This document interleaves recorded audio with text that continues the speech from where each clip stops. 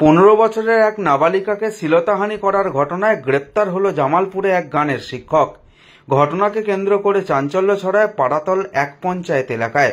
জামালপুর থানার পুলিশ জানিয়েছে, অভিযোগ দায়েরের ভিত্তিতে গতকাল রাতে ওই গানের শিক্ষককে গ্রেপ্তার করে রবিবার দুপুর 12টা নাগাদ বর্ধমান আদালতে নির্দিষ্ট ধারায় মামলা রুজু করে নিয়ে যাওয়া হয়েছে। পুলিশ সূত্রে আরও জানা গেছে, রবিবার গতকাল সকাল আনুমানিক 10টা নাগাদ 15 বছরের এক নাবালিকা গানের শিক্ষকের বাড়িতে গান শিখতে আসে।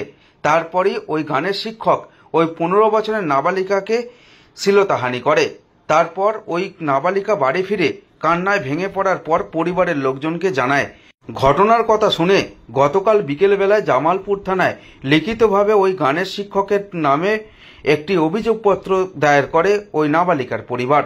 জামালপুর থানার পুলিশ তদন্তে নেমে গতকাল রাতে ওই গানের শিক্ষককে গ্রেপ্তার করে আদালতে পাঠিয়েছে বলেই রবিবার জামালপুর থানা সূত্রে জানা যায়।